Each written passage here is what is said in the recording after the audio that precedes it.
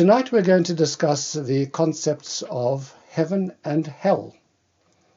For most people, this is a topic which is shrouded in popular conceptions, usually not very complimentary, sometimes a little scary. So if anybody's afraid they're going to get burnt tonight as we enter into the fires of Dante's hell, just hang tight. It's going to be okay, all right? But we're going to explore these concepts from a Jewish perspective of the Jewish tradition. And more importantly, we're going to ask the important question as to why we need to know this. How does it affect us? What implications does it have for us, other than just very interesting kinds of ideas? We're going to start tonight with a very nice video.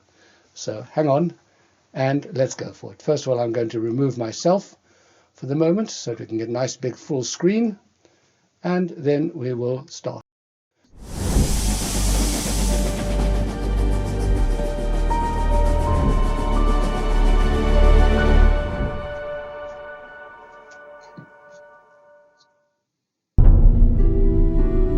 Birth and death are as contradictory as night and light. But they are strangely associated with an identical Hebrew word, kever. Kever means a tomb where a body is buried. But kever also means a womb where life is formed. A womb is a gateway to life, while a tomb is a gateway to afterlife. But is there an afterlife? Or does laying a body to rest in a grave mark the absolute end? If it were within our power to interview a soul, we would undoubtedly glean insight into afterlife. Instead, we have chosen to eavesdrop on a set of twins in their mother's womb to shed some light on the before life. Hey, twin, I'm scared of birth. Why? It's the end of existence. We get ejected. We're finished. I'm also anxious, twin, but I'm not scared. Birth is supposed to be a transition to the real life. Huh. Don't give me the hiccups with your after-birth, real-life fantasies. How can life be supported without an umbilical cord and amniotic fluid? Well, maybe it's a radically different form of life. Maybe we won't need the cord. I wish you were right. I keep kicking that thing away from my neck. Stop spinning for a minute and imagine, twin. After birth, we will enter a ginormous universe filled with light and with air that we will breathe through our mouths. Come on, grow some brain cells, will you? Mouths are not for breathing. Besides, if your postnatal paradise existed, why has no one ever returned from that realm? Forget it. Once we leave here, we collapse into cold, dry nothingness and wither into eternal gloom. I don't think Mother would allow that to happen. She nurtures us in this cozy womb. She sends us nutrients for months on end. For what purpose? Just to end it all with birth? No. Mother has greater plans for us than that. Now you're beginning to sound infantile. Do you see a mother lurking in some corner of the womb? Not a trace. Show me a mother. And as for your nutrients, can't you feel that annoying cord? Don't exchange empirical for fantastical. Thankfully, these two delightful infants made it safely to the other side. They grew up in the universe that one had described and the other had denied. And until today, they continue their clamorous debate. It is only that the topic of contention has slightly shifted from, is there life after the womb, to, is there life after the tomb?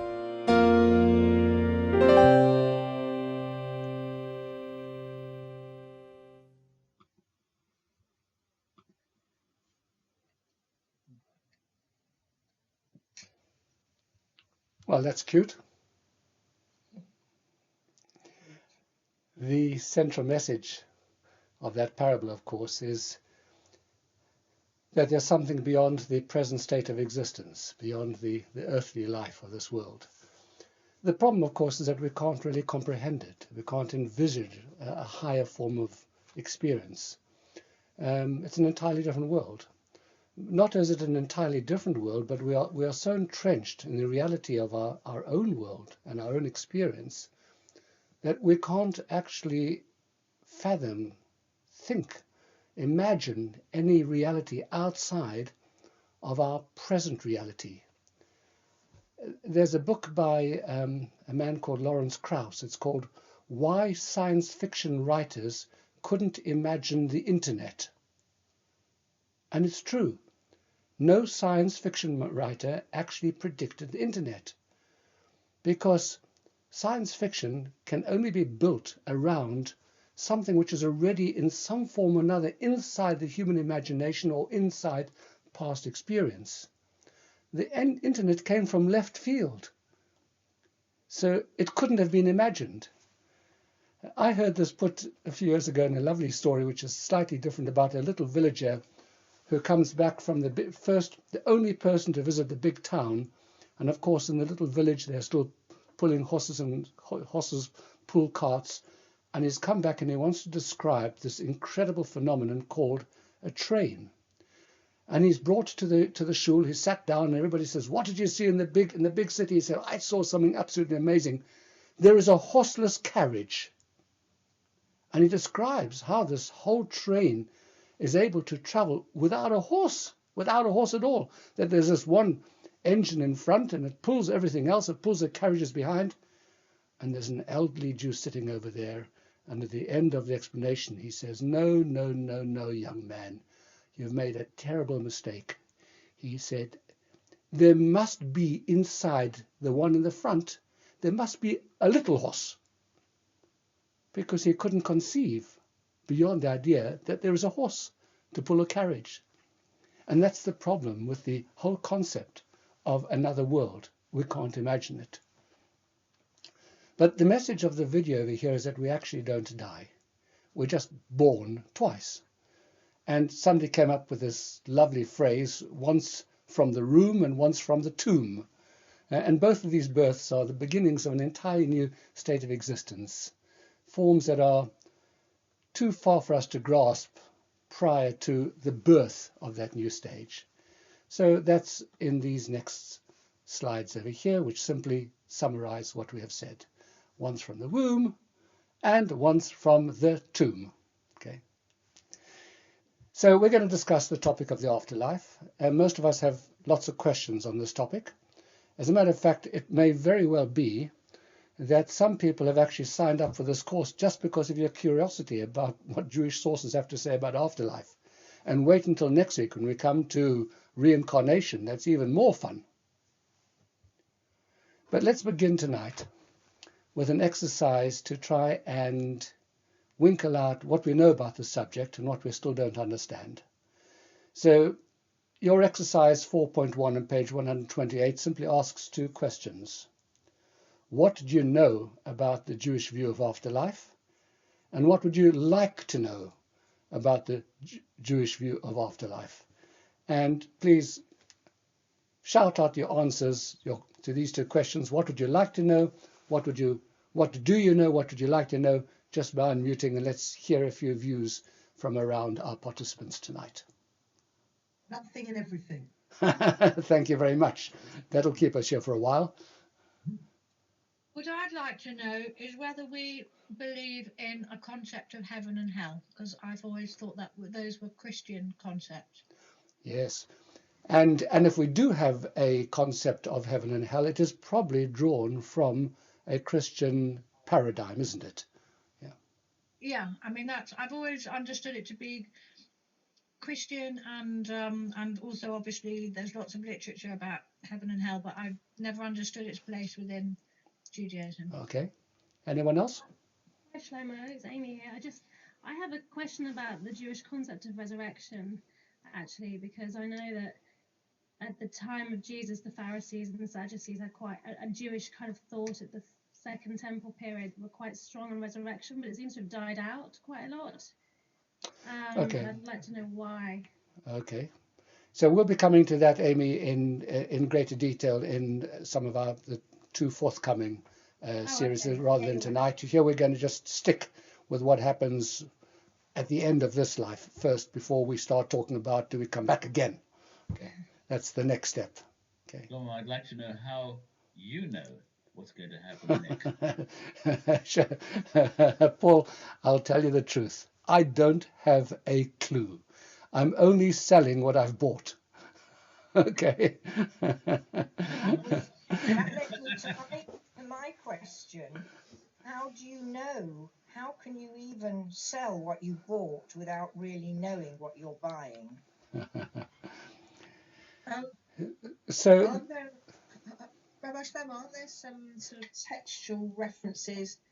Is it like there's almost like a world, or in my words, the dimension beyond, which is similar to not quite the nothingness before the creation, but there's definitely a different realm.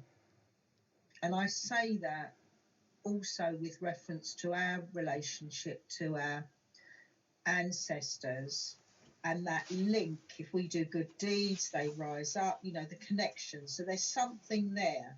right. Right. Okay, so you've asked a whole bunch of questions. The most important one of all is how we know all this stuff, and it's one which my sister keeps asking, and she's frustrated that she doesn't get the answers from me. And will actually becomes a more pertinent question next week when we talk about reincarnation, because that is, you know, some really kind of like heavy stuff. And how do you know this? We have a Kabbalistic tradition.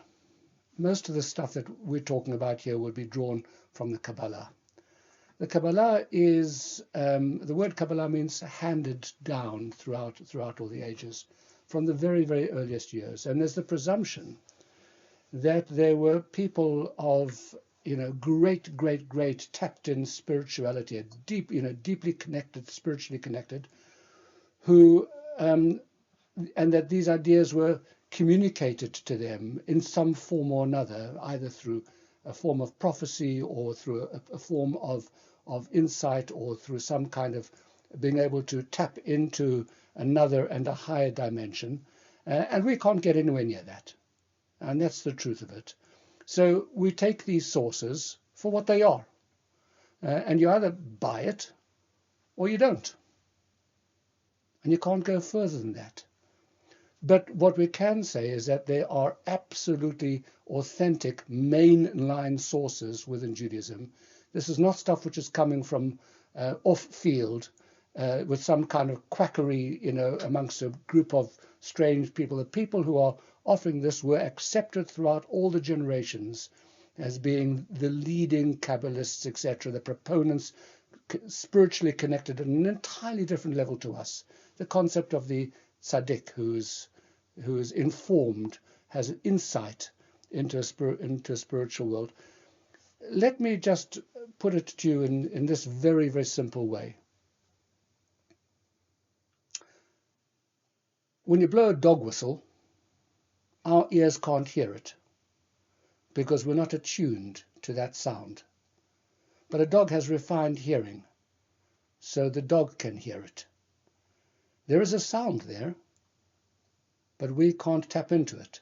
Or if I put it in a slightly different way, all around us right now, there are sounds which we can't hear. But if you turn on your radio, you will hear them, because there's a receiver that is more sensitive than we are. So let us presume that in terms of the spiritual, there are people who are better receivers than we are, and therefore they're able to access that knowledge in a way that we can't. And they handed it down to us, and that is what we've received. And that's the basis of the things that we're going to learn tonight. Okay. Well, let's move on a little bit and actually start asking the question of what is hell? And in exercise 4.2, once again, a very simple question. What word or idea immediately enters your mind when you hear the word hell? Have a go. Fire. Pardon? Fire, yes, hot. Anything else? Yeah, a very uncomfortable place to find yourself in. Fear. Fear. Yeah. I think it's a place you can't leave. Okay, fascinating. And anything else? The feeling of not having done good enough in life. Right. A very Okay. unhappy place, that you're always unhappy. Yeah. Okay. Well, we're going to do a little exercise right now, but don't worry, because I'm not going to ask for the answers. But it's an important exercise because I'm going to be referring back to it a couple of times this evening, even though I'm not going to ask you to declare your answers. It's exercise 4.3. It's on page 130. And if there's anybody here who doesn't have, anybody with us tonight who doesn't have a book, I'm going to tell you what it is. There are a number of terms over here, and you are asked to rate the degree of pleasure that these things would provide you, with 1 being the least pleasurable and 10 being the most pleasurable. And here are the things you're going to be asked to mark up. Happiness, with number 1, the least pleasurable, and number 10, the most pleasurable. Love. Wealth. A Hawaiian cruise. If you've already been on one, you don't have to answer this question. A lifetime of meaning. Social status. And wisdom. If you have a pen or pencil, put a little mark next to these.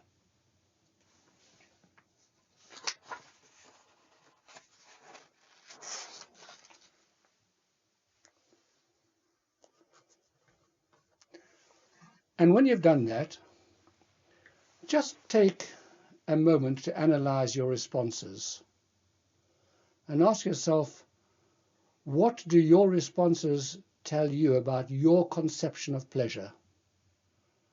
What general genres of pleasure do you consider to be more pleasurable than others?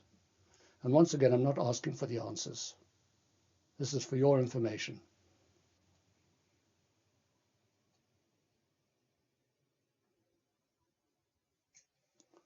Okay, have I given you enough time for this difficult exercise? Then let's move on.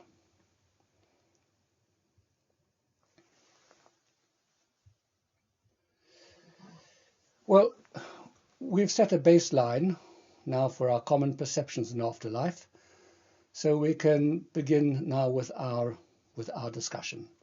And the first thing we need to start to look at is the concepts of reward and punishment.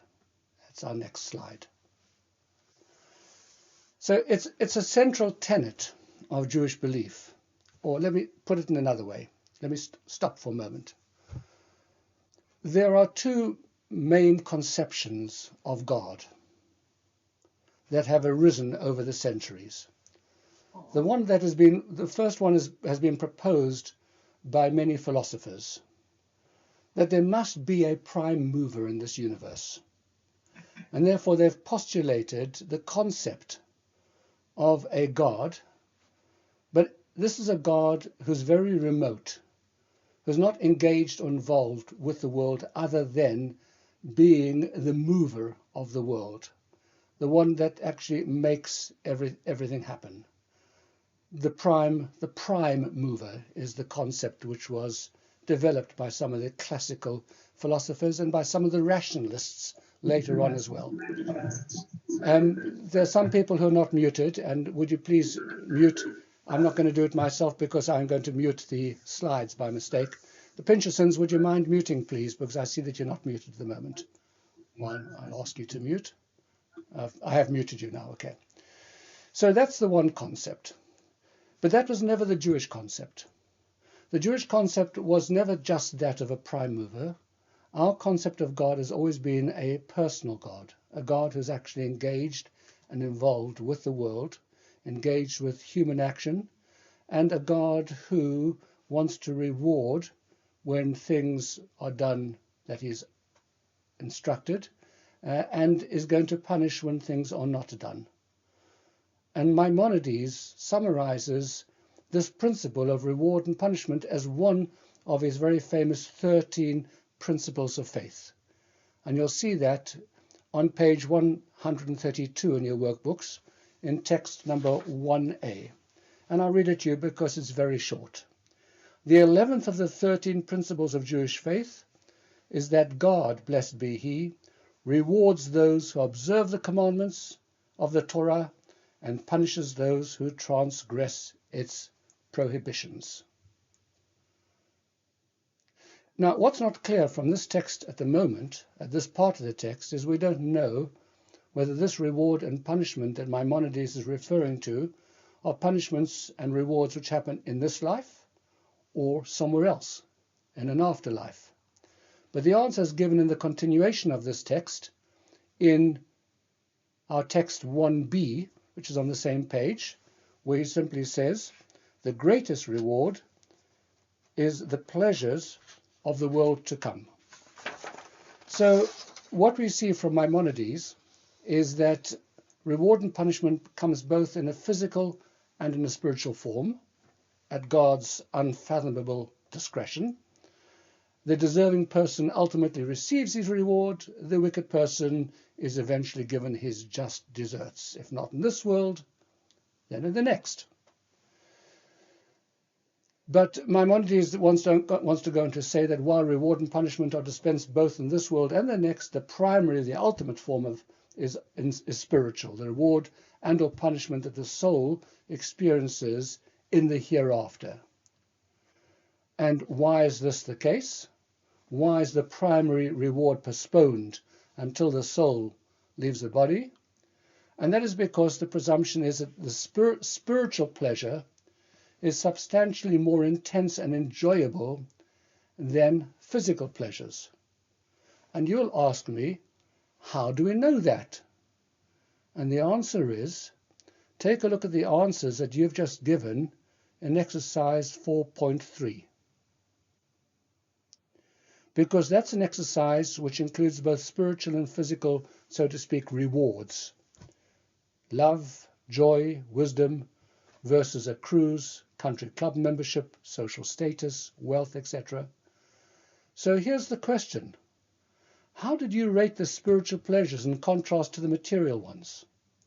Don't have to answer. But let me tell you, if you went for the country club and for wealth, it's best if you tune out for the rest of this series because we're on the wrong track.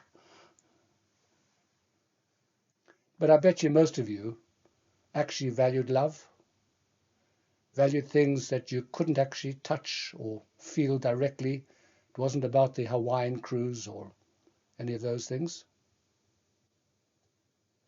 What's really interesting, by the way, is that while the Torah itself specifies, as you go through it, numerous material rewards and penalties, nowhere in the written Torah is spiritual reward in the afterlife mentioned. And if you want to know why, there's a fascinating article in Appendix A on page 251 that you can read after this lesson. So let's move on with our slides.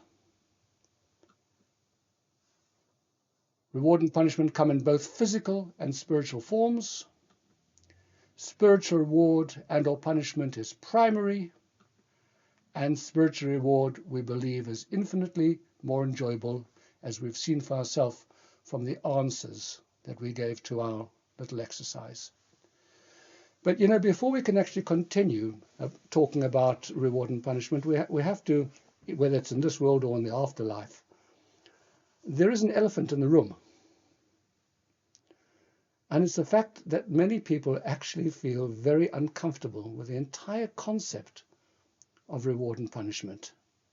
They're an anachronism. And when we live in a society that frowns on the use of these words, especially the idea of punishment. See, the whole idea that a benevolent and an infinite God is keeping score of a little human being's actions and actively involving himself in reward and punishment seems to kind of like make God a little bit smaller, to belittle God's status of transcending the whole of creation. The warnings to man and the consequences of his actions sound belittling to both God and to us. Why can't we just be expected to do the right thing for its own sake? Why must we be enticed or threatened? We're not kids. Can't we be trusted to do the right thing without being bribed or threatened with reward or punishment? That's the elephant in the room. Well, I suppose on a simple level we can argue that yes, even though this seems to be a little belittling to God, it's necessary because actually, yes, we are indeed a little, very small and petty in our lives, at least some of the time. And none of us are so completely selfless and altruistic and without any ulterior motives that we have an incentive to do good and to avoid wrongdoing. It's just not us. You know, how many of us can honestly look at ourselves and say that that description of complete altruism, of always doing good and always making the right choice about good and bad, is a description that fits us? You know, altruism is a lovely idea, but we have to be real about who we are. But beyond that, there is a much deeper insight into the dynamics of reward and punishment. In fact, a revolutionary idea, radical, that comes to us from a 13th, very well-known 13th century sage called Rabbi Menachem Recanati, and you'll see something of his biography on text number 2 on page 134. And this time, please, we need someone to read what he's telling us. Who's going to be first tonight? I'll do it. Thank you. Do not consider the punishments described in the Torah as comparable to penalties a person incurs for disobeying the decree of a mortal king. Not at all. Rather, they are completely natural consequences. For one who fails to observe a Torah commandment is denied the good that naturally results from its observance. It is comparable to one who fails to sow his field and therefore cannot reap a harvest, or one who fails to wear clothes and is then cold. It is as natural a consequence as the warmth provided by fire, the wetness of water, the satiation of bread. In the same way, it is the nature of each mitzvah to provide the positive consequences that are promised for its observance, or the negative consequences that are stated regarding its transgression.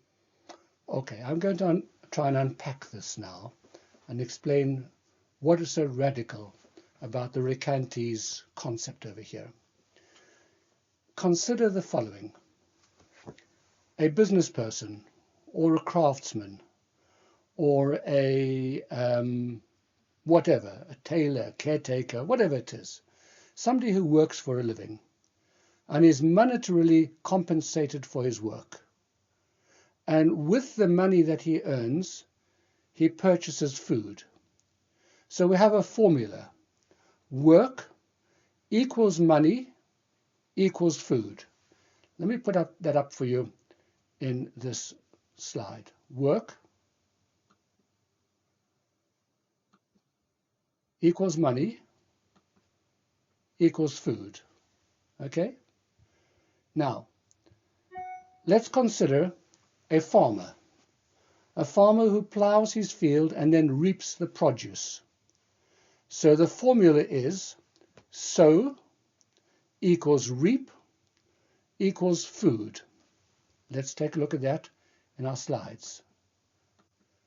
Sow equals reap equals food. Okay?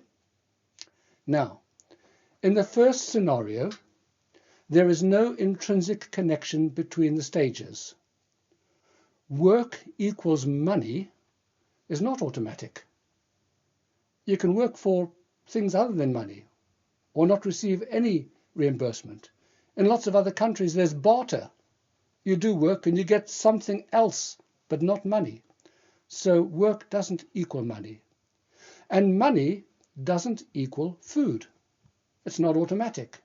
You can use the money you've earned for purposes other than food. So the connections between these three stages are arbitrary.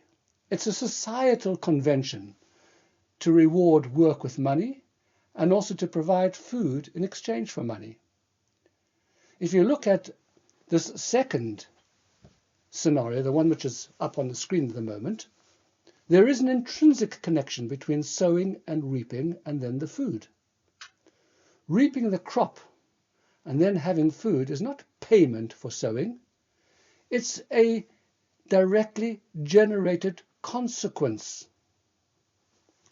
So what Rabbi Rekanati is saying is that the reward and punishment for following God's commands or violating them are not payment. They're not comparable to the first scenario. Rather, they are a direct consequence of our actions, akin to the second scenario. He sees reward and punishment as naturally generated consequences. God's system of reward and punishment is not a necessary concession to human frailty. It's an automated process caused entirely by the outcome of our actions. So, in his view, to describe the outcomes of our behavior as described in the Torah as reward and punishment is like saying that a doctor will reward your healthy lifestyle with good health and longevity, or that he'll punish you with poor health for smoking and eating unhealthily. In the perspective that the Rekanti is offering, there's no reward or punishment in the conventional sense. In Judaism, our actions simply have natural consequences. And while Rekanati discusses specifically the material rewards and punishments mentioned in the Torah, rain, abundant wealth, peace, etc., this idea holds true for all forms of reward and punishment, and the sages expressed it, this concept of intrinsic consequence. In other words, they pick exactly what he said, but they put it really succinctly in a single pithy line, which you'll see in text number 3 on page 135, which I'll read for you because it's just a one-liner. They said, "The reward of a mitzvah is a mitzvah. The retribution for sin is a sin." Now, I know you're struggling to get your heads around this, but I'm going to give you a couple of examples. But first of all, on a simple level, the commentators explain this Mishnah to mean that when you do a mitzvah, God rewards you with the opportunity to do another mitzvah. One mitzvah brings another mitzvah in its train. You do a good deed, and another good deed follows. You do something which is bad, it sets up a train of action, something else you're going to do. It multiplies exponentially. But in accordance with what Rekanati is saying, on a deeper level, this Mishnah is saying that the reward for mitzvah and the punishment for a sin are not external to the mitzvah or to the sin.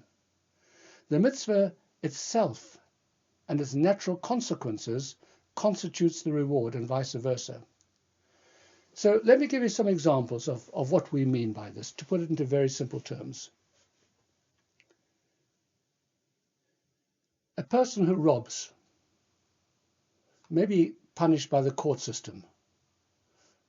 But the biggest punishment of all is that this person has robbed himself or herself of their own dignity. If you work 7 days a week and never step out of the speed of this world to experience a quiet and meaningful world, then you face the consequences. If in a marriage or in a relationship, one of the partners doesn't behave in a way which is appropriate, the biggest issue, the biggest consequence of that is not going to be the punishment that the other spouse is going to mete out to their husband or wife, but the fact that the home and the space between the husband and wife has become toxic and unsafe. Intrinsic to the very action are the consequences of the action. Every action has a consequence. I actually once heard a lovely story about, that people say there are three absolutes in this world. The first is, if you drink enough liquor, you'll get drunk. That's an absolute. It's a for sure. The second is, this is a group of Hasidim just having this discussion. The second is that if you have enough money, you start to behave a little bit meshuggah. And the third is, if you've studied enough Torah, you'll become a more refined human being. So the Hasidim are sitting around and they're having a discussion about this. And the one says, he says, I met a person who drank a huge amount of alcohol and didn't become drunk. So his colleague says to him, it's because he didn't drink enough. If he drank more alcohol, he'd definitely become drunk. It's the consequence. Second one says, I saw somebody who had a huge amount of money, was unbelievably wealthy, and he behaved completely normally. So his colleague says that he doesn't have enough money yet. Give him more money, I'm telling you, he's going to become sugar. Too much money, you become a sugar. He says, it's got to be. That's the way it happens. And the third one says, I saw a person, he had studied so much Torah, and he was still such a lowlife. And they said, you know what? He hasn't studied enough yet. If you study enough, you must ultimately, as a consequence, become slightly more refined. But that's the idea, that there are consequences that are intrinsic to the action itself. So if we can get this, and we can apply the same principle to the rewards and punishments of the afterlife, you begin to see that the framework, that the things which happen in afterlife are the natural consequences of the things that we do in this life. So here's the big idea. The afterlife is a world we create with our actions.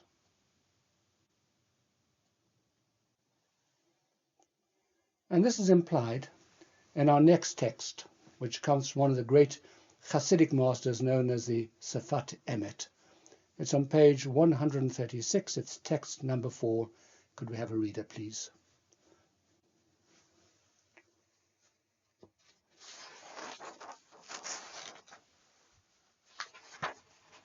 Simon, I see that you're lit up. Why don't you go for it?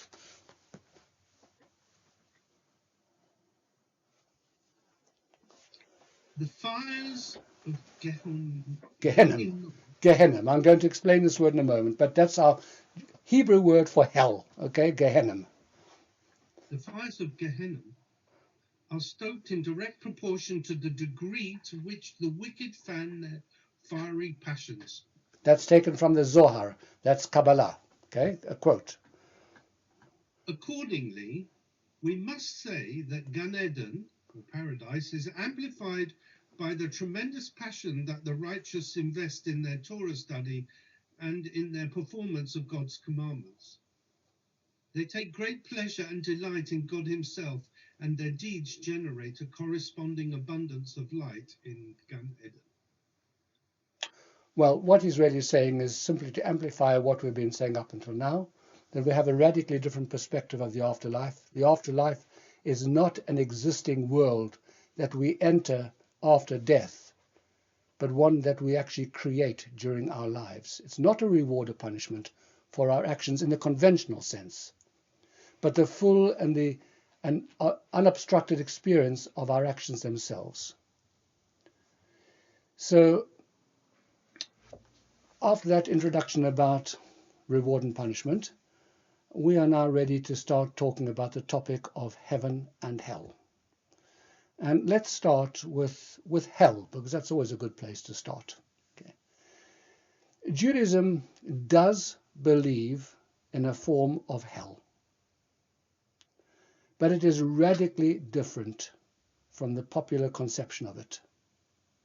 And that's why we're going to continue tonight to use the Hebrew word Gehenna. Let me tell you where this word comes from. It's actually based upon a quotation in the book of Joshua. There is a reference to a place which is called the Valley of the Son of Hinnom. Now, Gay in Hebrew means a valley, and Hinnom is the name of the person. So Gehennom means the Valley of Hinnom. Apparently this place is near Jerusalem. It's first mentioned, as I said, in the book of Joshua. It's somewhere on the border between the tribes of Judah and Benjamin. But it is significantly, it is a place where Jews worshipped idols and sacrificed their children. And Jeremiah, the prophet Jeremiah, prophesies that idol worshippers will be punished there. So because it is a bad place, this valley of Hinnom, Gehennom, the term was borrowed to describe the spiritual place where the wicked receive their judgment. That's the origins of the Hebrew word Gehennom, the one which we're going to continue to use from this point onwards. And by the way, there's a lovely story. We have to have at least one story about hell, and here it is. There are a bunch of workers all in the healthcare industry who died all at the same time, and they arrived at the heavenly court and they requested admission to heaven. And the angel asked them to identify themselves. So the first one says, I said, I was a pediatrician. I helped a lot of kids and their parents. So the angel says, no, that's fine. Okay, you are admitted to heaven. The second one says, I was a psychiatrist. I helped people rehabilitate themselves, and he is also admitted. The third one steps forward and he says, I'm the manager of a medical insurance provider. The angel looks and says, no, that's okay. He says, please do enter into heaven. And as the guy is walking in, he whispers to him, but you can only stay for 3 days, and after that, go to hell. That's medical insurance for you. Everybody knows. Okay. So hell is generally thought of as, the problem with Zoom, it has delayed reaction. So when you tell a joke, you don't see anybody laughing. It's very, very worrying. You think to yourself, oops, have I dropped a clanger? And then 10 minutes later, you see them laughing. And now you wonder why they're laughing, because you didn't tell them a joke. You've forgotten that you told them a joke. It's a very tricky business. Hell is generally thought of as punishment for bad behavior. It's we normally think of it as a place which is sinners are condemned to eternal damnation in the furnaces of purgatory. That's the way we normally think about it. But the problem with this whole idea is that this makes God a very vengeful God. We expect maybe human beings would react badly, you get what you deserve, you brought it upon yourself. But the idea that God would do such a thing makes us feel very uncomfortable. So the reality is that the conventional ideas of hell leave us feeling very uninspired, and as some people have suggested, uncomfortable. But what about Gehenna? What do we say about Gehenna? So the important thing to understand is that in the Jewish view, Gehenna is not the place where souls are punished. It is instead the place where souls are rehabilitated. The eventual destination of a soul is Gan Eden, paradise. But I'm afraid that for most of us, we need a little stint in rehab before we can get there. Rabbi Shlomo, can I ask something? I just want to ask something because I'm sitting here and the thing that comes into my mind constantly is, what about Yom Kippur?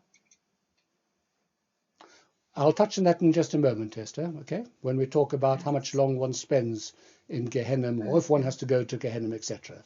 But thank you for the question. Okay, so as you see on the slide over here, Gehenna is not eternal damnation. Instead, oh, look at that lovely plant growing. Gehenna is soul rehabilitation. The question is, why would a soul require rehabilitation? And the answer comes back to what we were talking about just a little bit earlier. Everything that we do has consequences. A person who consistently gives, is philanthropic, is charitable, etc., becomes more and more charitable. That's the effect. It has an effect on the recipient.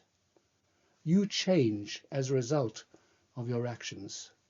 It's very subtle, but it forms us as to who we are as people. You become habituated as a giver. It becomes ingrained in your personality. You become a transformed person in the process. And the opposite is true as well. Our negative actions continue to impact on us, and they drag us down. And our souls, although our souls are pure, there's a lovely Yiddish word, for dirty and slightly crusted. It's called schmutzig. Our souls become a little bit schmutzig. They become a little bit dirty. It's all superficial. It's on the outside. It's, I suppose you might want to say, let's use a slightly different analogy. Let's say that you've got a lovely clean pot and it's made of steel or whatever, and after a while it becomes a little bit tarnished, or slightly rusted, etc. And that's what happens.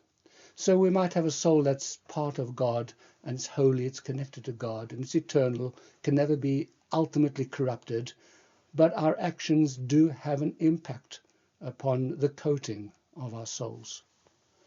And most of us are not perfect. We've done a few things which made a few mistakes in our lives.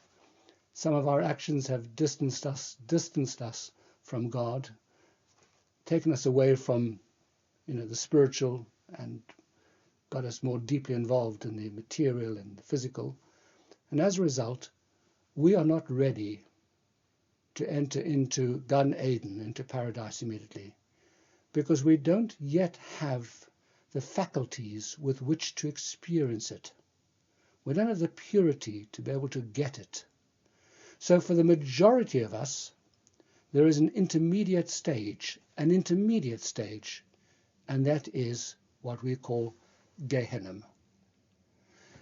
Let me just tell you about, in this story, one of the most fascinating characters in the whole Talmud, a very, very great person who was a contemporary of Rabbi Akiva. He was one of the greatest scholars in the 2nd century of the Common Era.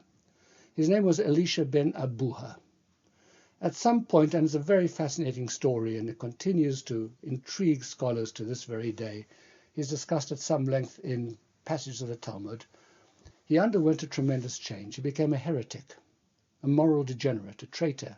He actively aided and abetted the murderous Roman regime. And as a consequence, his name was changed by the sages, and they no longer called him by his name Elisha ben Abuha, they called him Acher. Acher. Acher means someone else, another. He had one of his most loyal students, one of the very great sages, Rabbi Meir, who remained devoted to him throughout all of this period of time. In fact, Rabbi Meir used to follow him. He would be riding on a horse on Shabbat, which was not permitted even beyond the limits of Shabbat, and Rabbi Meir would be walking behind him, and they said to Rabbi Meir, how can you continue to learn from this man, especially when he's desecrating Shabbat? And Rabbi Meir very famously said, I know how to eat the fruit and spit out the pips. The Talmud describes Acher's death and the events that followed. And it's on text number 5 on page 139. Would somebody please read it?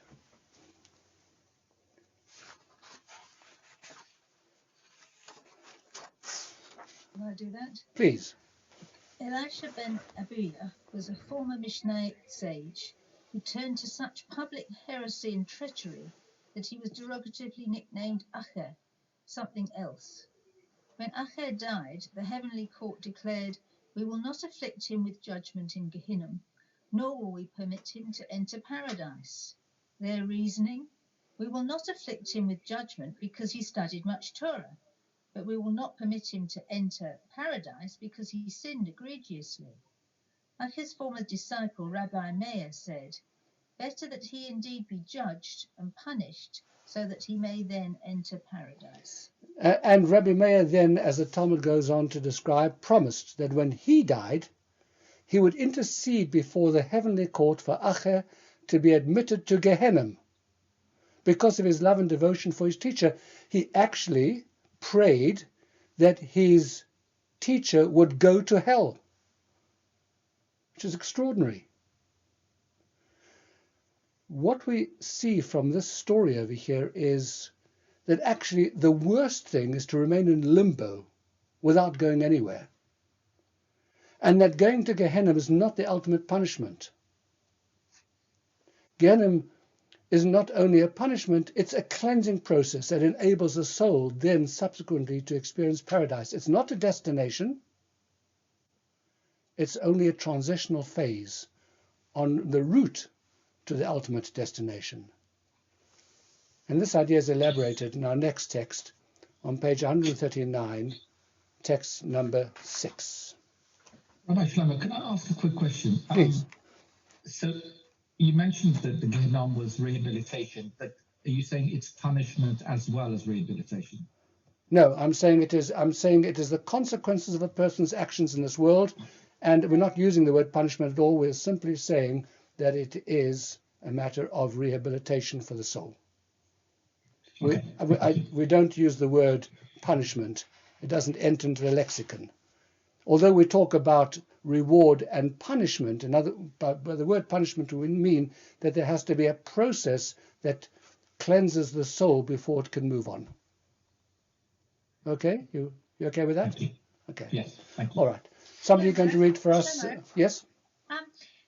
If Gehenna is an intermediary stage, does that mean that everybody ends up in paradise? Is that the next play? Wait. Don't anticipate. We're getting there. Okay? We're taking it step by step. First, we divide this. First of all, we're going to define the concept, and then we shall refine it. Okay, text number 6. Who's reading it? The purpose of Gehenna. So, sure, just before somebody reads, can I ask, if we're saying that we each create our own form of afterlife based on our previous actions or inactions, are we saying we go into this there's no such venue as Gehenna where there's like thousands and hundreds of people? You've got your own individual structure and cubicle, as it were. Paul, remember, we're Jewish. We insist on having a private room. Okay? Yes, you're on your own. Look, I haven't been there, so I can't tell you who my neighbor is, but it's each soul is judged on its own. Yes, there's no big room, with thousands with the fires in the corner, etc., and everybody hanging around and everything else. We have no concept of that at all. Yeah. Okay, text number 6, someone? I'm happy to read it. Please. The purpose of Gehenna is to refine the soul and rid it of any sickness that it contracted. This is similar to the process of smelting silver, wherein the dross and sediment is burnt away in a furnace, leaving the silver clean and free of impurities. Similarly, for the soul to be able to experience the light of the supernatural pleasures, Or the supernal pleasures. supernal pleasures, and bask in God's radiance, it must first be refined in the spiritual fire of Gehenna, whereby the negative is purged from the positive. Thank you. So actually, maybe we've got a better term, English name for Gehenna. Maybe we should be calling it soul catharsis, because catharsis means cleansing or purge, and that's actually a more accurate description of the role of this experience in Jewish thought. So here we are in the slides. The soul experiences the negative effects of its actions. The painful process cleanses the soul, and the soul is now able to experience paradise. Okay? But what's the nature of... Yes. Rabbi Shlomo, can I ask you one thing? Yes. It seems to suggest in the other text that we read earlier that there's a possibility that we might not even be given this opportunity to go there. And so is it possible that souls can be lost souls? No. We will talk about something in relation to resurrection of souls or reincarnation next week, but there's no such thing as a lost soul. Okay, as we're going to learn in a moment. So just our next text over here is from Rabbi Aryeh Kaplan. He was a wonderful guy. He was an American. He was actually a Baal Teshuva, but he became hugely popular. He wrote beautifully. He died in 1983, and we have a text from him, text number 7 on page 139, which needs to be read, please. I'll read it. Yeah. Then an individual will also see himself in a new light.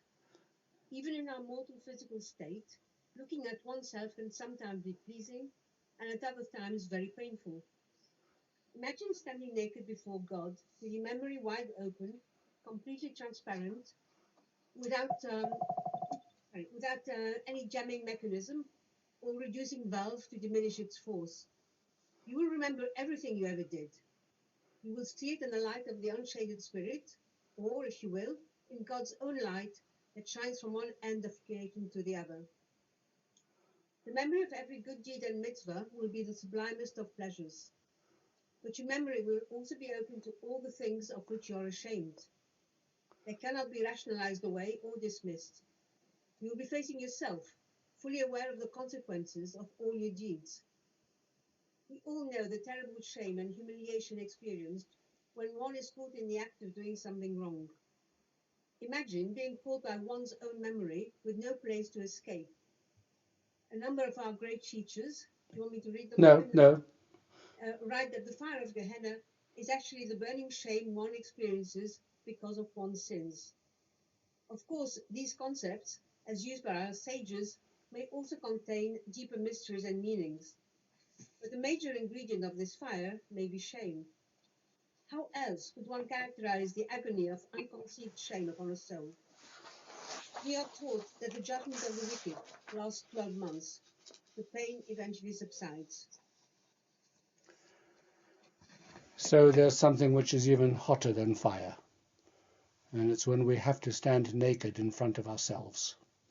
And all of the rationalizations, all of the what he calls the jamming mechanisms, all of the things that prevent us from seeing ourselves as we really are exposed. And that is what is considered to be the pain of this intermediary stage, this transitional stage. And in a sense, I suppose human relationships are very helpful. You know, somebody who's an alcoholic and goes through a process of rehabilitation has to sit in Alcoholics Anonymous in a circle with a whole bunch of other alcoholics. And they actually have to start to tell the others what they've done. That's a very hard thing to do in front of other human beings. But it is essential if there's to be rehabilitation.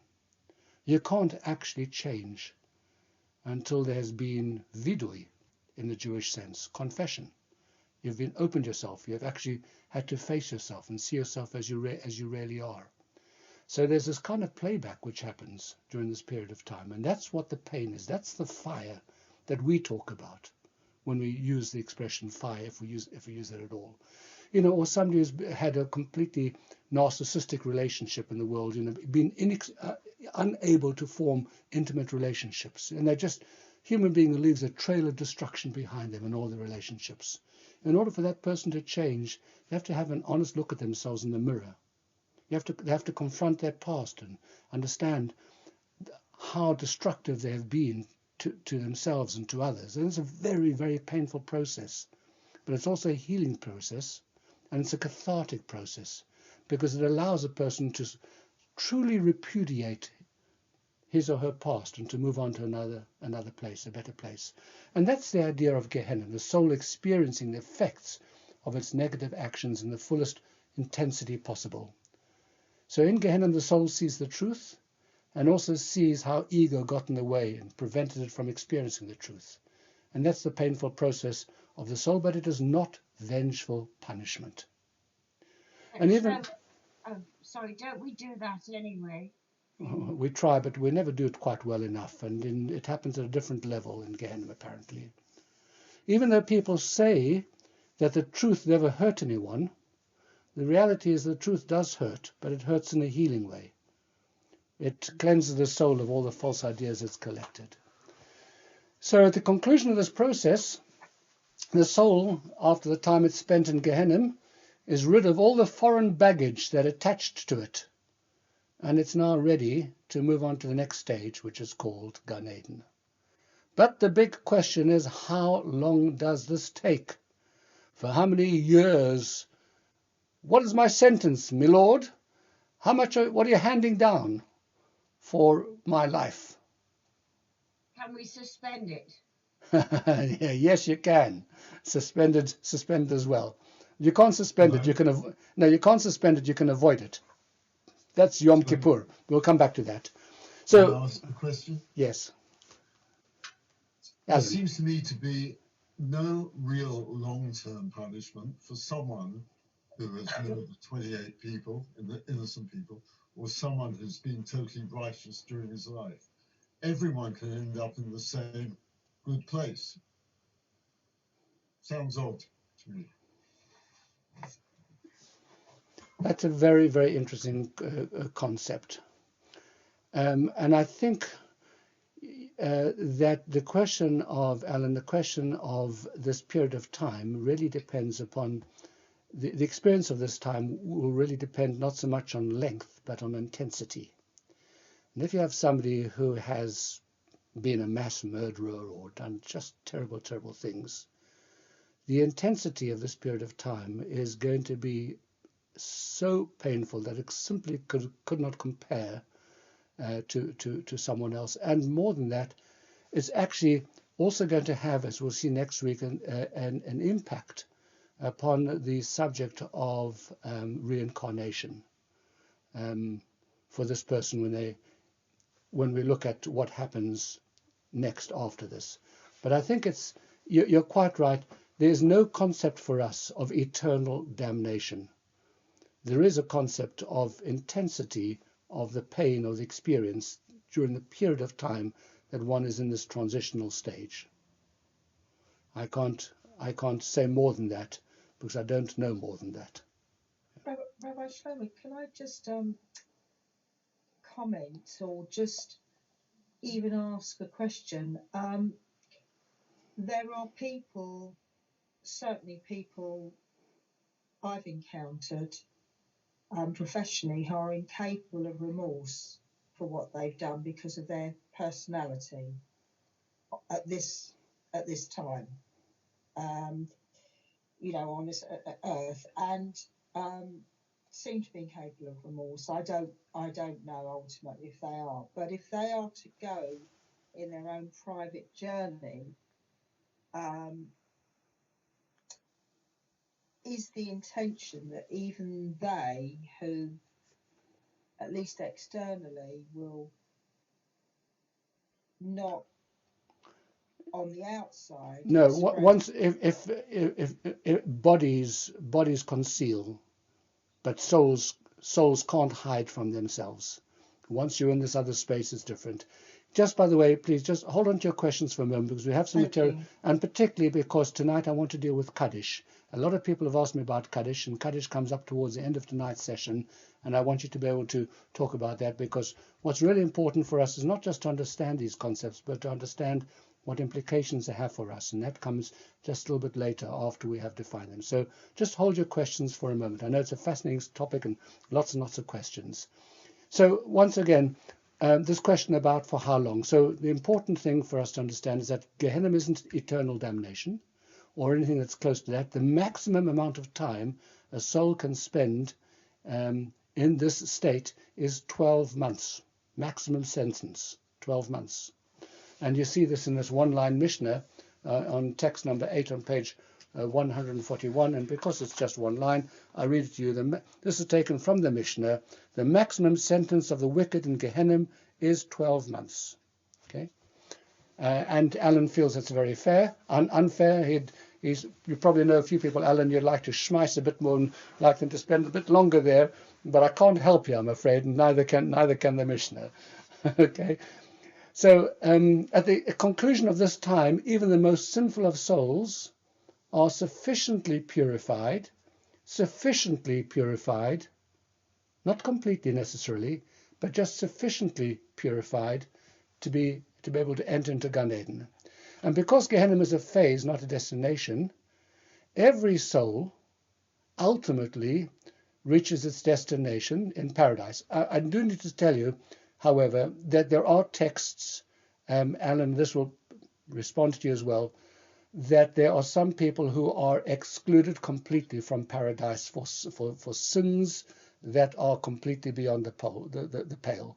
And there is in the Talmud you'll find a list of them in the Mishnah, etc. But we're talking in generalities that for the majority of people, so there is a concept that evil can be so heinous that a person loses their world to come.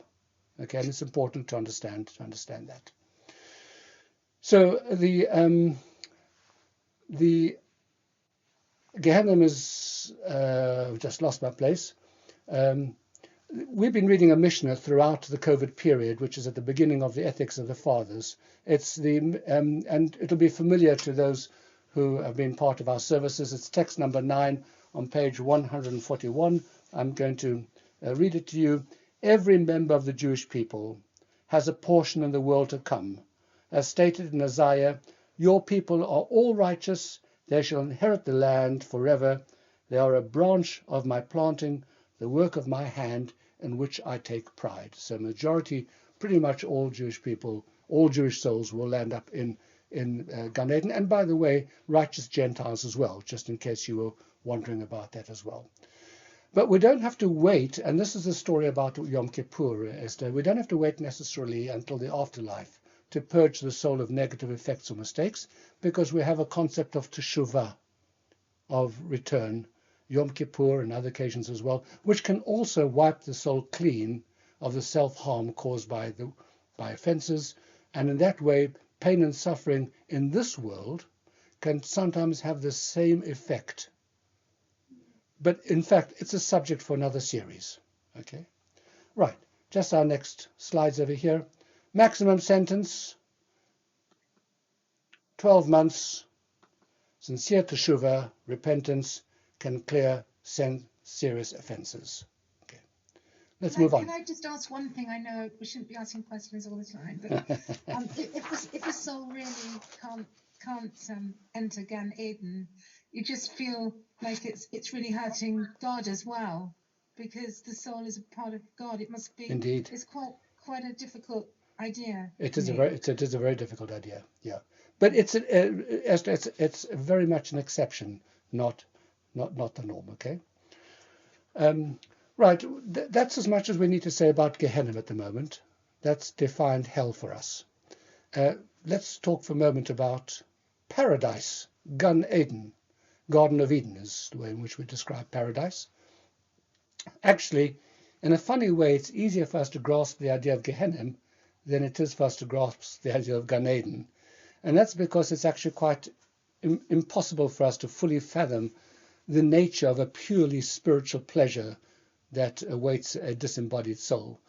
But we have some sense of it, because coming back to our exercise 4.3, that, where you sort of wanted to list, etc., there you can already see that spiritual pleasures, are greater than physical pleasures.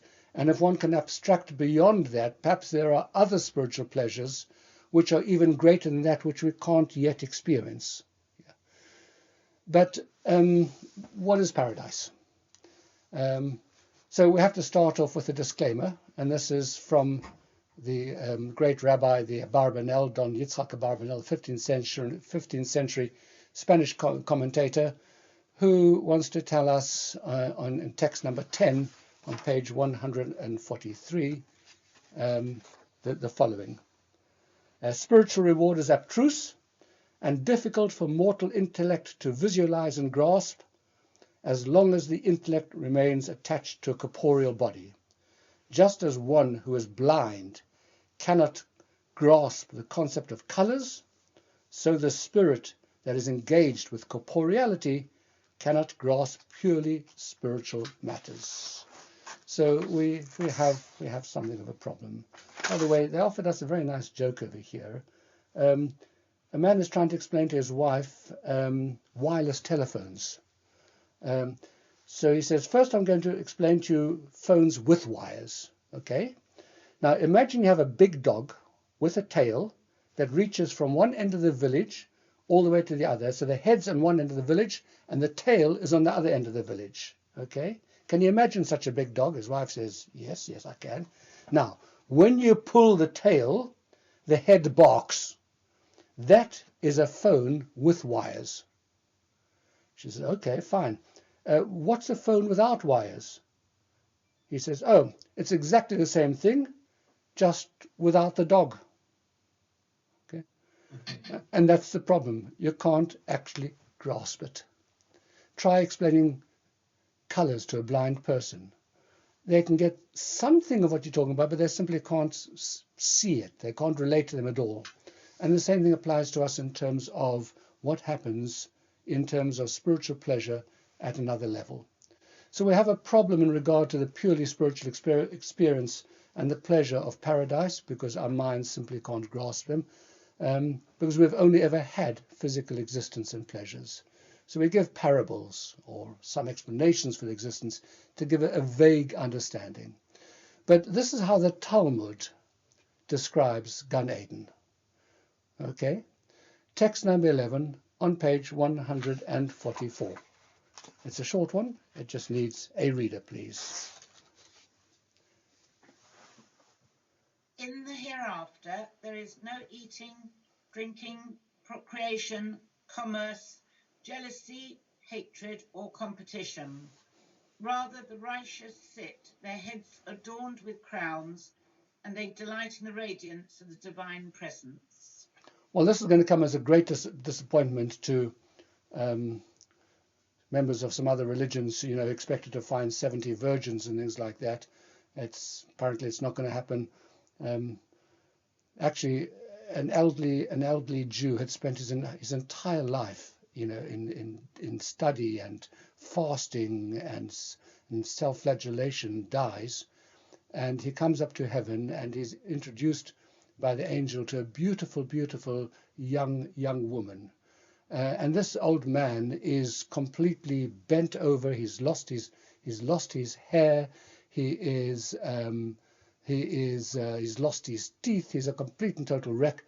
And he looks at this young woman. And he says, "Goodness me!" He says, "Is this my Gan Eden?" And the angel says, "No, it's her Gehenna." Right. There are many types of pleasure. Pleasure is a driving force in our lives. It begins at infancy, and it grows more sophisticated as we age and we mature.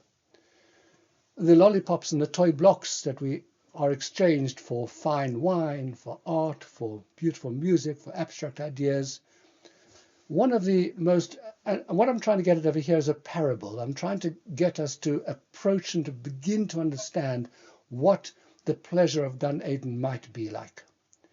So one of the most exquisite pleasures that we learn to enjoy is actually the pleasure of intimate relationships. The delight that we take in the closeness to a fellow human being, whether it's a spouse or parent or sibling or child or a close friend. I was once walking with my sister Lydia, who's my older sister, who's with us on tonight. And I don't know whether you remember, Lyd, but we were walking on a beautiful, beautiful path, that lovely walk near Cannon Beach on the sea in Portland, on the coast of Portland. And we turned a corner and we just had the whole of the sea laid out in front of us with a lighthouse in the distance. It was the most spectacular day. And we stopped breathless. And I turned to you and I said, "Have you ever seen such a beautiful sight?"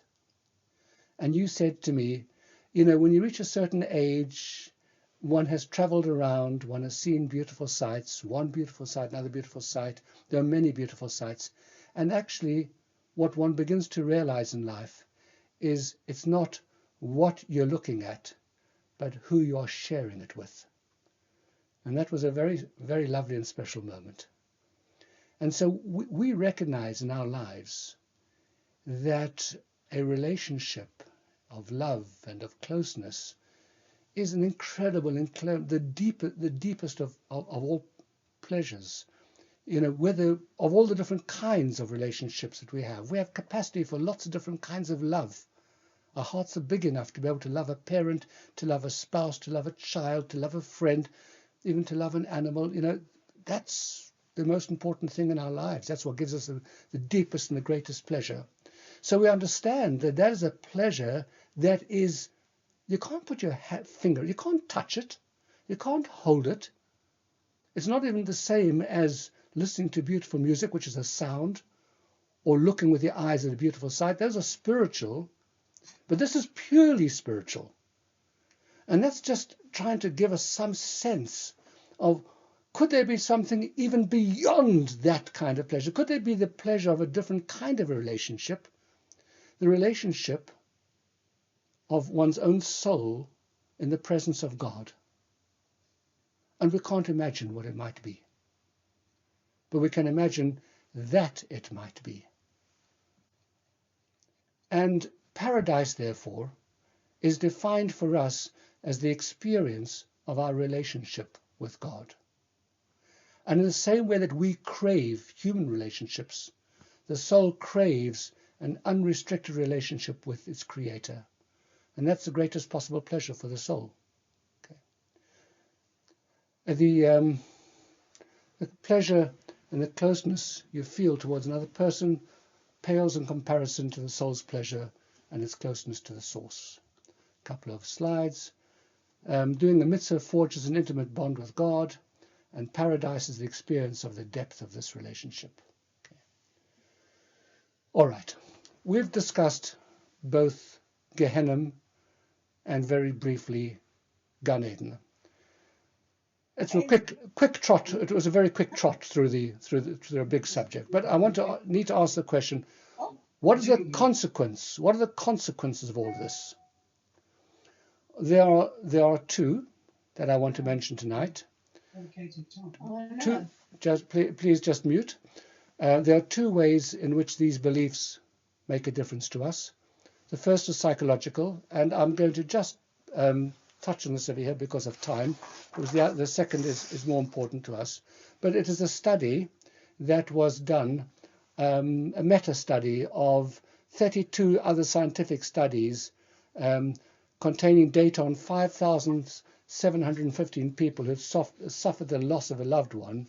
And the study was to try and understand, do religious or spiritual beliefs in the afterlife influence the way in which we mourn the loss of someone. And I'm going to leave you to in your workbooks to take a look through all of this. You'll see it in figure number 4.1 on page 144. But the outcome of all of this is that there is the concept, if you believe in the concept of an afterlife, it apparently assists in our own mourning process.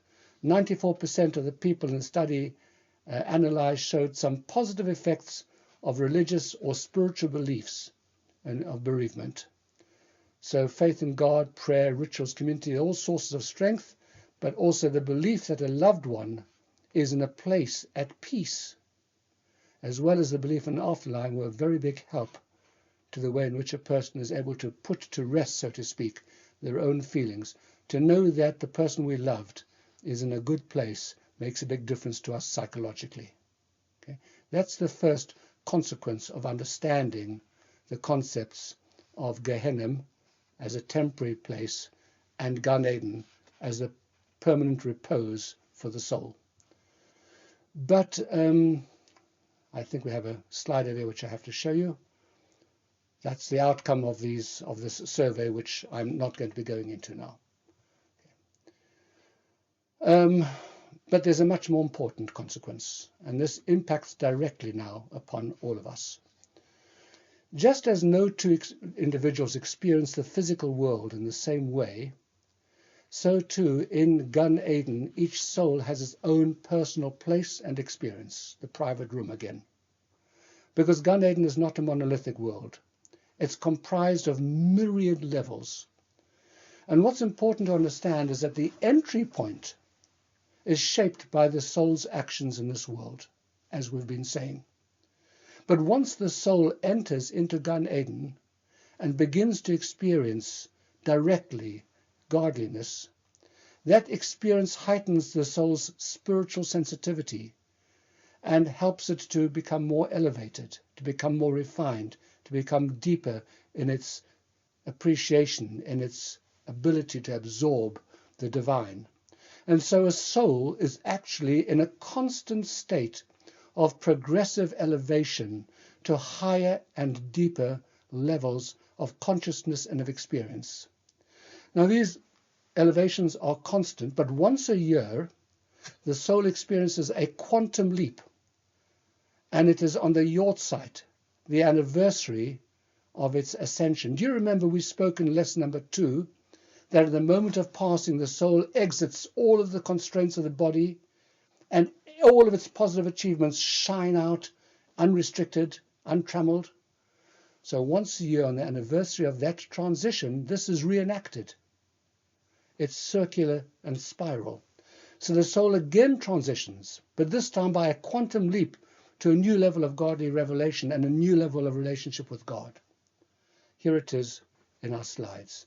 In paradise, the soul is in a constant state of progressive elevations, and what a lovely slide. Take the lift up on your Yortzeit, straight to the top floor. The problem is, however, and this is where we come into play, Gan Eden is, on the one hand, it's not a passive world, but it's not an active world either. Even though the soul rises from level to level, these elevations are based upon the actions that one did in the physical world, your entry point, and which the soul is no longer able to perform. The soul itself is unable to generate new elevation. So the soul's journey in the next year, in the next world, is a little bit like an aeroplane which has been pre-programmed on autopilot. The plane rises and flies towards its destination, but none of its moves are independent. They're all pre-programmed prior to takeoff. And the programming of the soul in Gan Eden is pre-programmed by its own life and its entry point.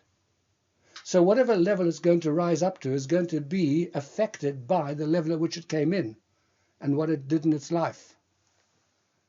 But, and here comes the big thing, there is an intervention mechanism, an override command.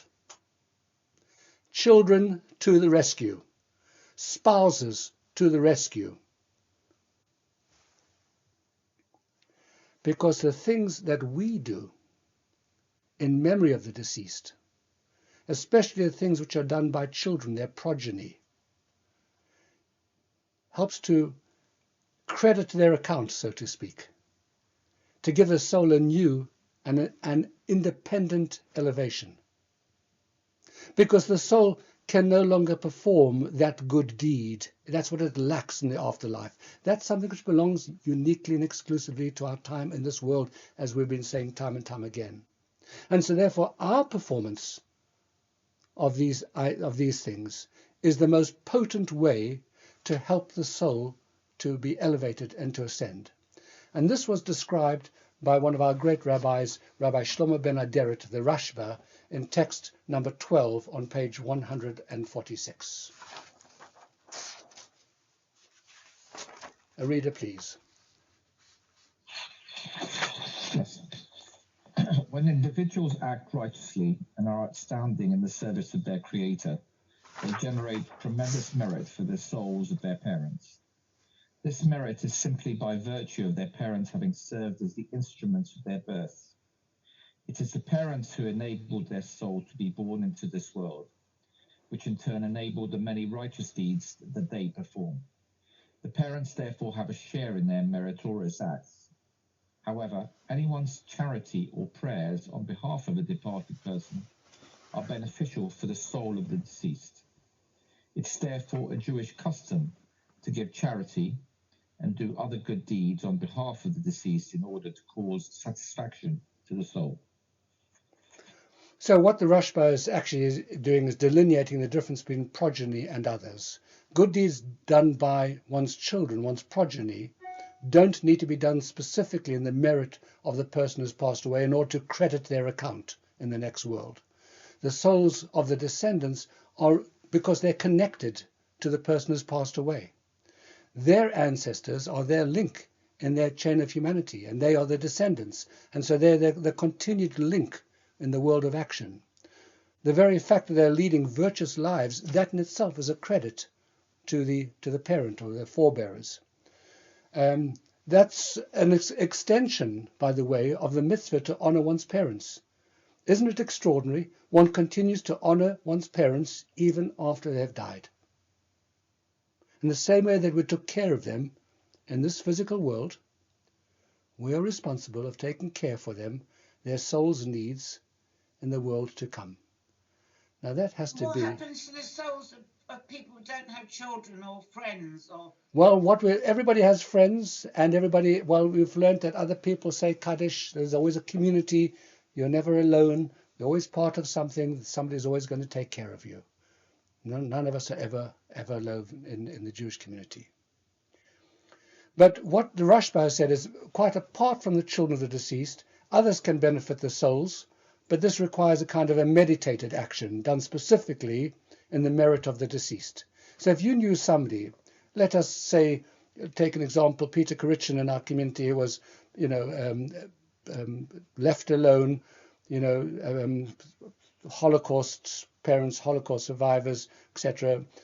The community are there to do, to remember him and to honor him and to help his soul and to do specific deeds on his behalf.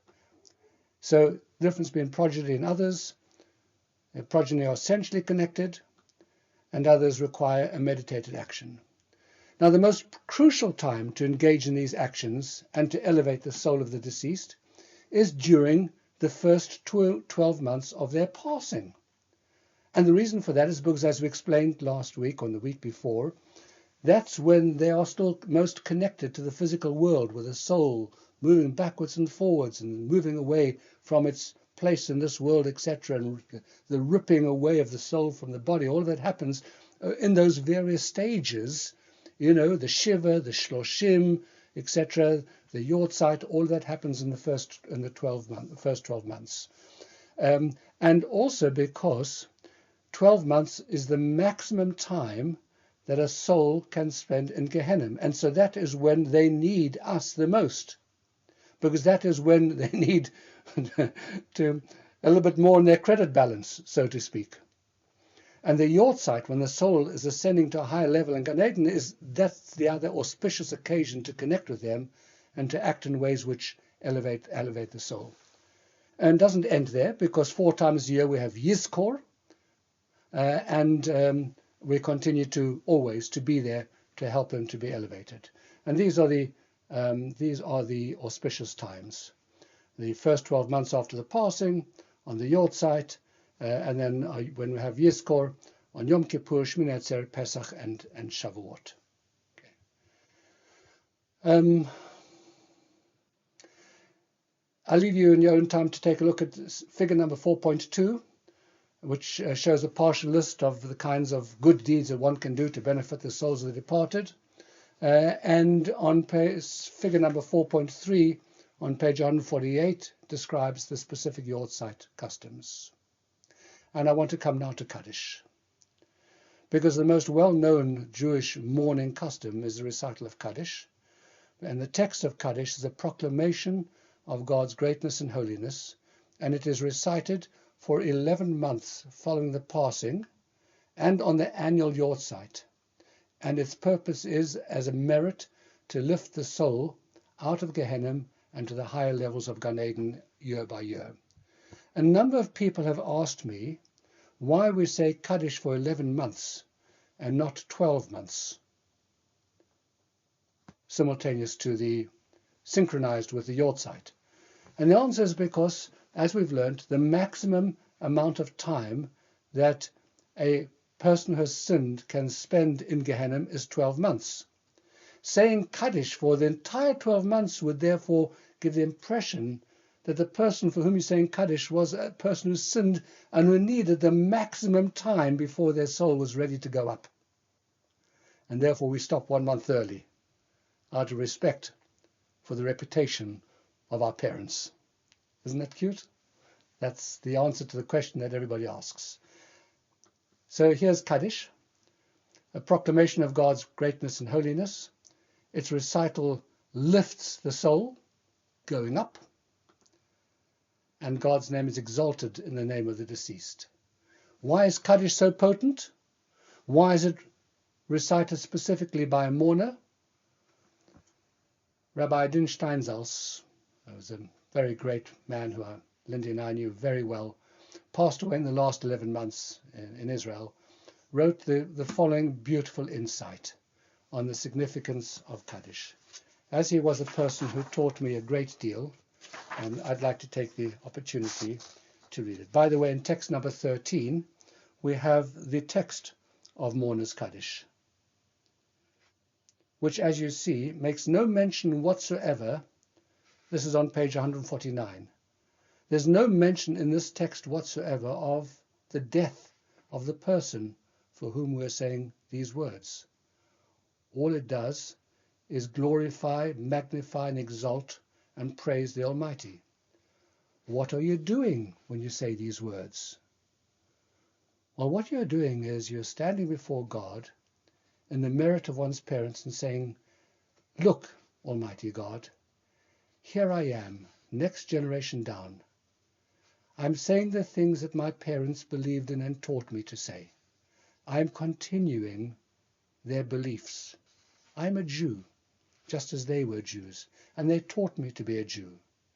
And I'm proud to stand here and to mouth the words that they mouthed for their parents and that their parents mouthed for their parents, to show that I'm a continuation of their lineage, that I am, that I carry their merit, and that they left a child who is going to stand and say these words.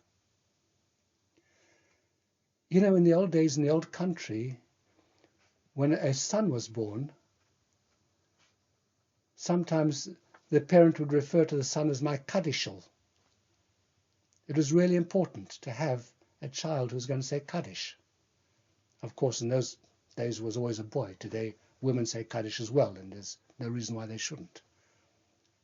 But to have someone who says Kaddish after you is not just because you'd like it to happen, but because it's genuinely going to do something for you, for your soul, after you've passed away. Let me come back to Rabbi Steinsaltz's statements of it. It's text number 14 on page 151. Every member of the community of Israel is, in a sense, among those who establish and proclaim God's sovereignty in this world. As the verse states, "You, Israel, are my witnesses," God declares, says Isaiah. And therefore, the absence of any individual creates a void, as it were, in God's sovereignty in the world.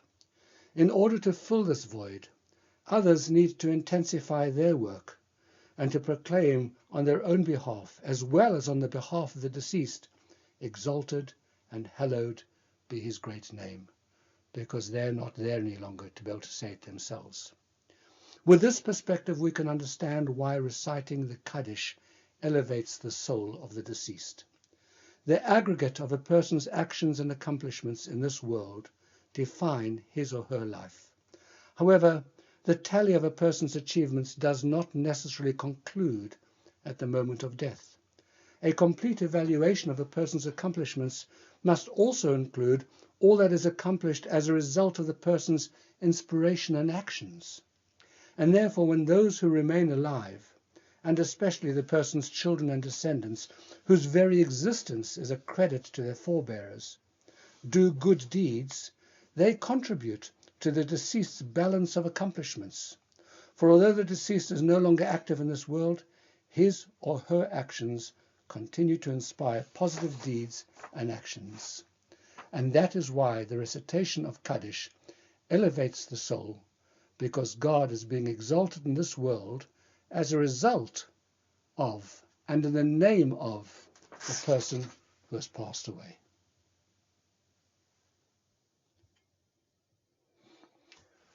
So, in summary, this chapter tonight has focused on some very abstract and heavenly matters which frankly are actually beyond our view.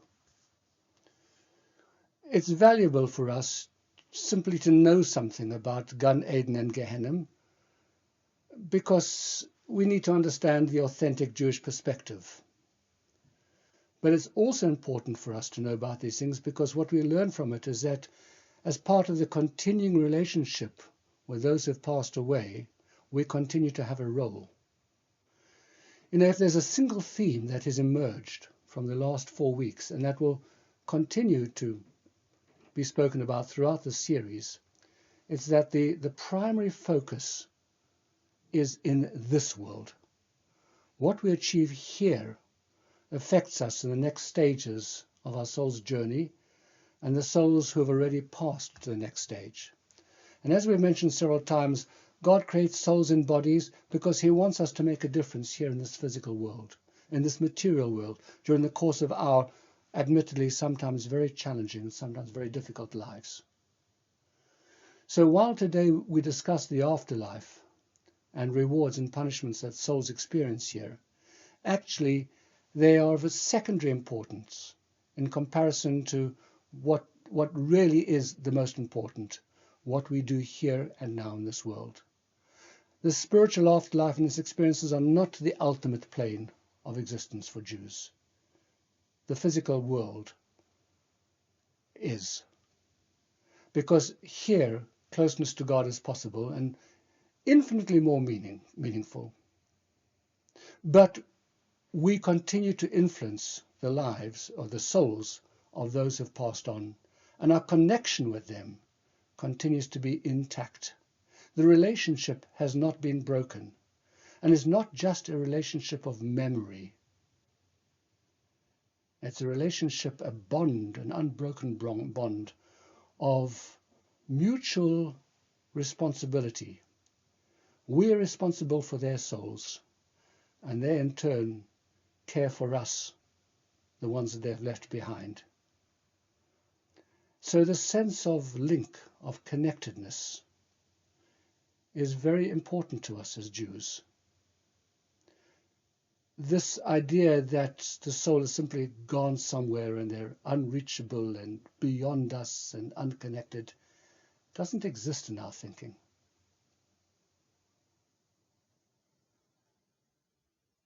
So I hope that we've been able to fill out some of these ideas and begin to understand why it is important for us to see what Gehenna and Gan Eden are and our continuing role.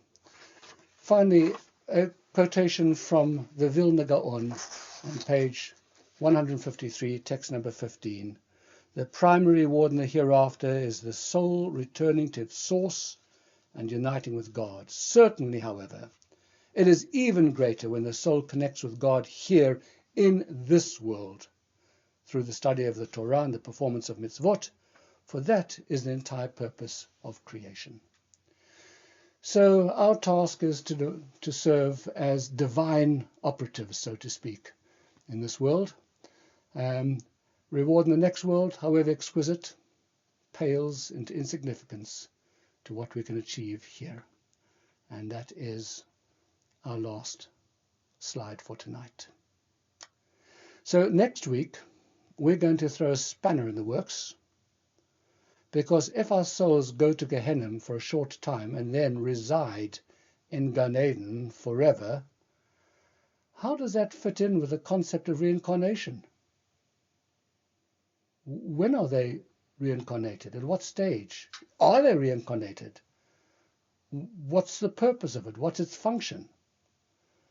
So we'll discuss all of that next week, but for now, just before we come to any questions that you want to ask, let's have our final summary in this little video. Lesson 4. Where we go. 1. God's rewards and punishments are natural consequences of our actions. 2. When we do mitzvot, we forge an intimate relationship with God. In the afterlife, our souls experience the effects of our actions, our relationship with God. This is the greatest possible pleasure, and is also known as paradise, Gan Eden. 3. At times, a soul cannot enter paradise immediately, for its inappropriate actions in this world diminished its capacity to experience spiritual pleasures. Gehinnom, a painful yet cleansing process, is temporary. Every soul ultimately reaches paradise. 4. In Gan Eden, the soul constantly ascends to higher levels. Good deeds performed in a person's memory, including the recital of Kaddish, elevate the soul to higher levels that it cannot attain on its own. 5. What we do here and now is more important than the pleasures or pain of the afterlife. Living in order to receive rewards in the next world, or to avoid heavenly punishment, distracts our focus from where it belongs, increasing goodness and godliness in this world.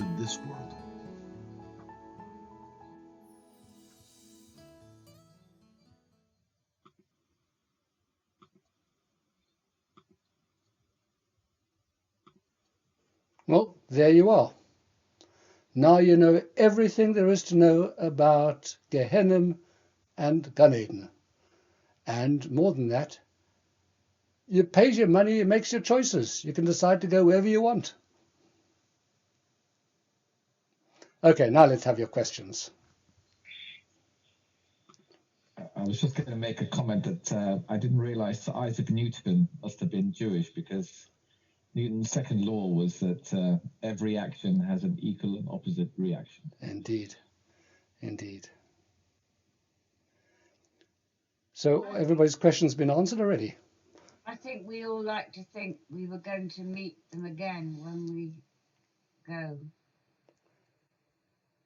Would you like to sing us We'll Meet Again? Is that the one that you're sort of heading towards? We'll meet again. Huh? I'd like to have thought that. So coming to that. Hello. Yes.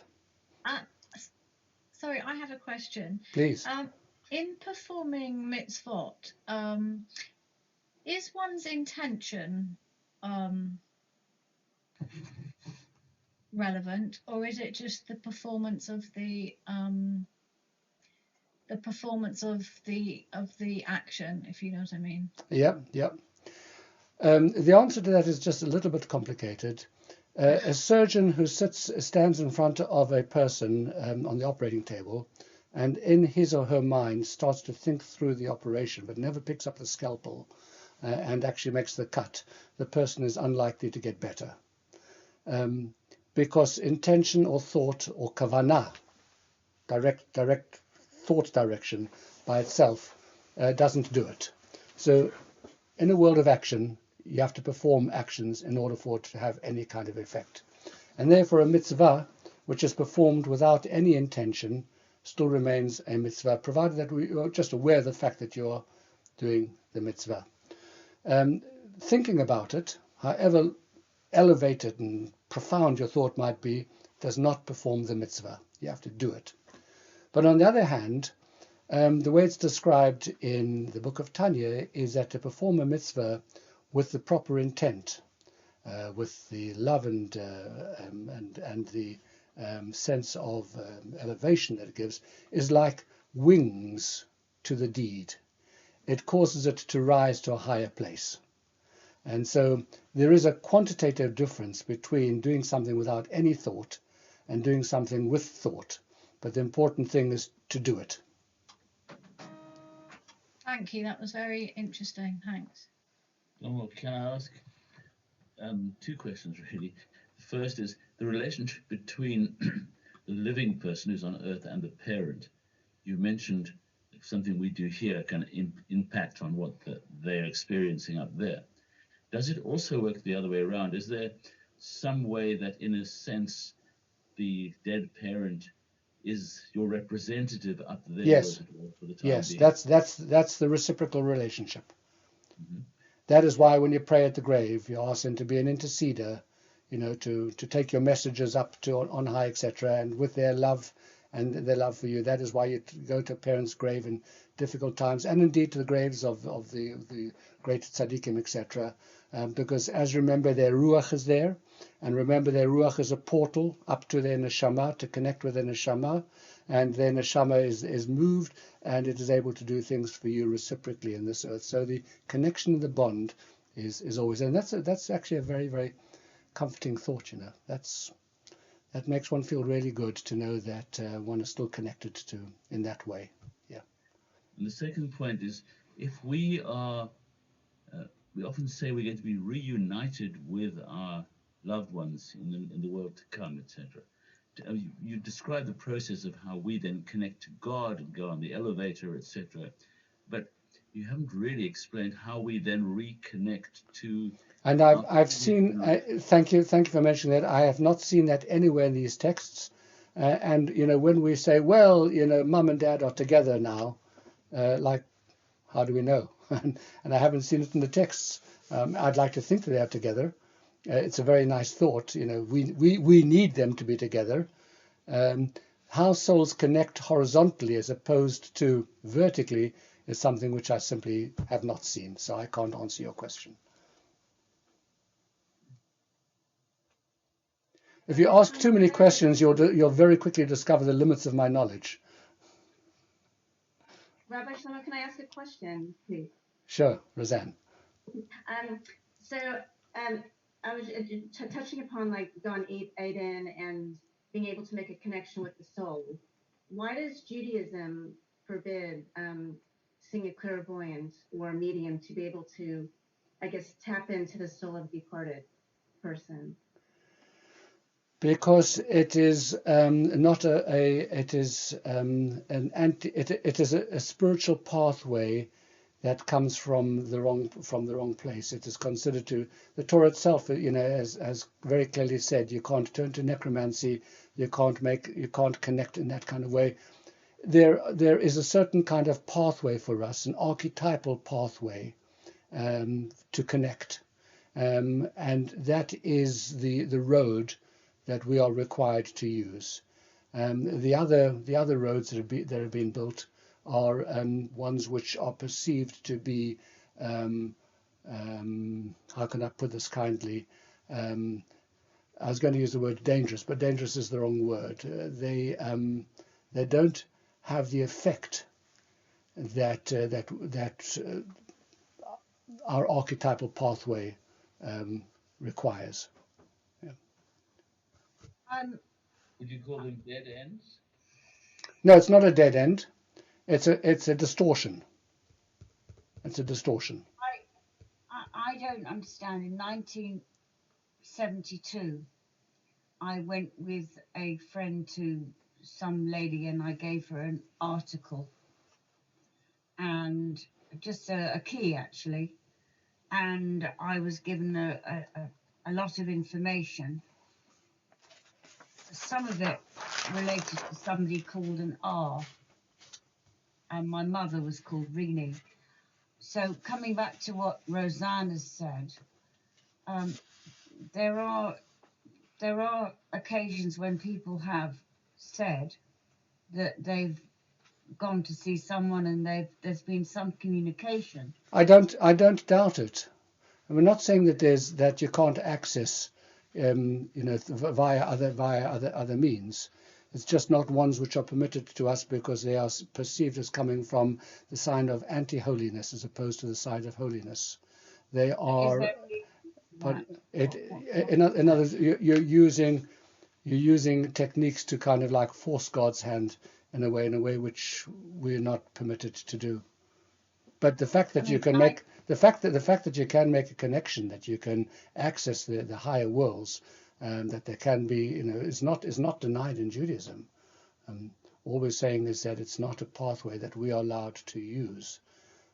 When I saw that lady, my mother was still alive at that stage, so I didn't connect what was being said at all. Yeah. But obviously retrospectively, it looked as if somebody somewhere was saying something, and it just looks as if there are occasions. But why is it forbidden? Does it do harm to anyone?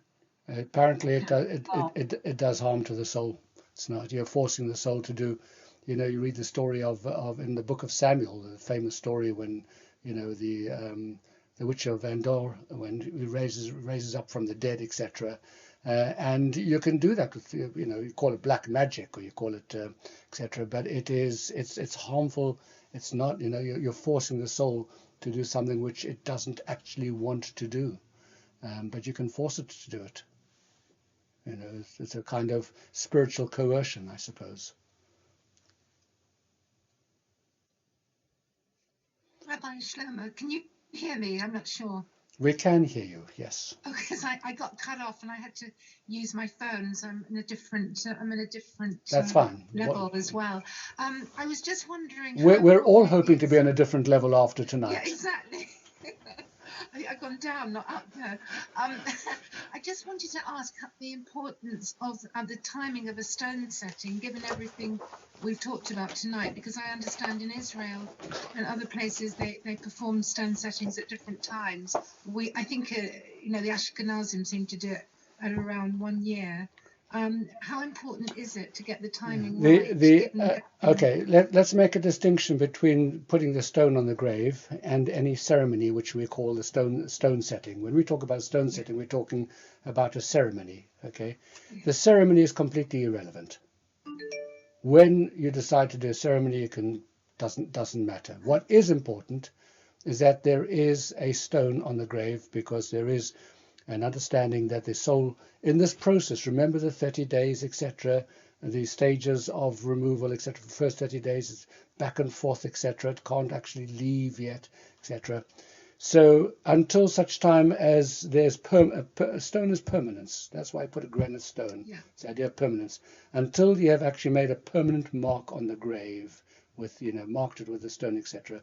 By our tradition, the soul does not have complete rest. And so therefore the proper time to put up a stone is as soon as possible, and in Israel they do it after 30 days. Very quickly, yes. I just want to tell you that one of the reasons why we do it after 12 months in this country is because because stone settings normally take place. Well, there's two reasons actually. One is a real reason, and that is because of the clay subsidence on our soil. It takes time for the soil to settle, and they're not ready to put up a frame and a stone immediately because it leads to subsidence. So there's a real reason why they wait. But the other reason is because, as you know, most stone settings take place on a Sunday, because that's when people want to make them. Yeah. And effectively, to book a stone setting on a Sunday, you actually have to book it about 10 years before the person dies. Yeah, this is very true. Yeah. And that's why it takes such a long time. That's why we wait for 12 months. But ideally, you should put a stone. My mum, as my sisters will confirm over here, we've put up a stone, a very lovely stone, and my sister Lydia took mainly responsibility for it. And we haven't had a stone setting because of COVID. The family hasn't been able to get together. Yeah. One day we'll all stand around and have, say the appropriate words, etc. And we'll say Kaddish when that happens. But the stone is there, and that's what's important. Yeah. I see. Thank you so much, Rabbi Sherman. Okay. All right, everyone. That kind of feels like enough. If you still feel that you want to come back next week for to talk about the reincarnation of souls, it's a very, very fascinating subject indeed. But you have to keep your heads together, because it is something else.